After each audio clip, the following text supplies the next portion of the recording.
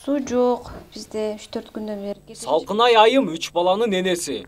Суу чыкпай калган учурда көчөдөн же болбосо коңшу жайгашкан үйлөрдөн суу ташып ичкени мүмкүнчүлүгү жок. Ал эми ал жашаган үйдө мезгил менен суу өчүрүлүп турат. Акыркы жолу сентябрь айынын 29-нан баштап октябрдын 11-ине чейин таза суу жок болгон. Даамы кызыктай болот, шор болот. Жашы кээде улайка чыгат суусу кээде. Биз бардык жерге эле кайрылдык. Горвода канал кечки айкыла дейт. Кечки Горвода каналга дейт. Ошентип жыйынтык жок кыскасы бизде. Бизде эч ким карабайт бул жерде. Себебинде каяка кайрылышыбызды да билбейбиз.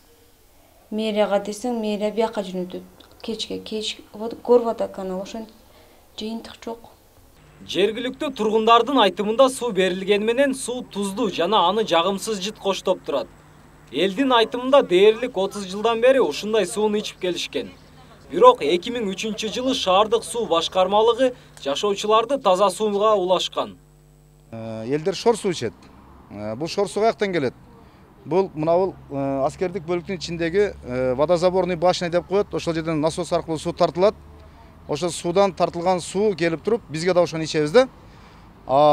Водоканалдан, шаардык суу каналынан суу 29-нан бери чындыгында келбей калды. Келгенде дагы суу шор суу менен аралашып келет. Мына сууга өткөндөн кийин ал бала урушуп кетип, пулун төлөгөлө деп. Мен айттым, пенсиялардан беребиз деп берген жокпуз. Шор суу ичип атабыз деп биз ушул. Бизге мындай жашыбыз менен жетип калды, 80 кетип атабыз. Нормально жашаш керек деп бир күн болсо да туура балам менен ошонун башка эме жок.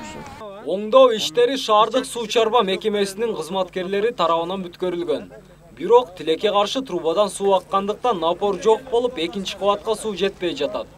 Шаардык суу мекемесинин кызматкерлеринин айтымында аталган үйдүн эскирген темир түтүктөрдү жаңылаганга милдеттүү эмес экендигин айтышууда. Кеш тараптан туруба алышып, биз тараптан техника жактан жардам берип, суусун чыгарып бердик. Бирок азыркы күндө алар шор суу ичип атыптыр. Ал жерде кештин ишканасын биз тейлебейбиз. Биздин балансында турбайт. Өздөрүнүн балансында, өздөрүнүн ыскыбайынан суу ичет. Азыр биз только ушу суу ал жерге бербейбиз. Труба проводтордогу биздин суу чарба ишканасына карабайт азыр. Аскер Туракчай башкармалыгы болсо шаардык суу чарбанын айтканын четке какты. Суунун акысын жашоочулар шаардык суу башкармалыгына төлөп жаткандан кийин биз эмнеге оңдойт экенбиз дешет алар. Аскерлер шаарчасындагы трубаларды кимдер жаңылаш милдеттүү? Ош водоканал. Ош водоканал. Алар бизден ошо жер астындагы болгон схемаларды аларда жок экен.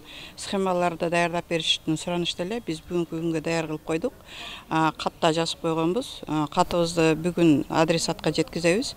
Ошол каттын негизинде өзүнүн специалистин жөнөтсө, биз колуна схемасын беребиз. Схема боюнча жаңылап, оңдоп, түзөө ишин водоканал жооп берет. Эми суу ичкен сууга акча каражаты водоканалга шаардык суу чарбасына төгүлүп аткандан кийин мен ойлойм, суу чарбачылыгы өзү түшүнүп эле оңдоп кетиш керек. Себеби акча ошол жака төгүлүп атпайбы? Бири-бирине шылтыган мекемелердин жоругунан жергиликтүү тургундар тажап түшкөн. Андан көрө кыймылдай берели дешип, болушунча каражат топтоп түтүктөрдү оңдогон менен эртеси күнү дагы башка жеринен көйгөй чыгат. Ошентип таза сууга жете албай жаткан тургундардын мүндөсүн ким угат деген суроону шаардык мэрияга багыттадык. Ал эми ички кварталдык тармактар бул ошол жеке ошол колдонуучулардын объектиси, ошол эле мезгилде бул ошо биз сөз кылып аткан учурда бул ошол чечке кароочу же ошо коргоо министрлигине кароочу объекттер болуп эсептелет да.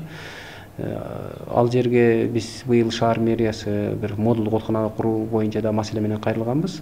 Жашоочулардын макул болгондугуна карабастан ошол коргоо министрлиги тарабынан ошол модулдук оорукана курууга атайын жер бөлүштүрүү маселеси чечилбей калып, мына оорукана курулуу мүмкүнчүлүгү ал жерде жок болуп калды да.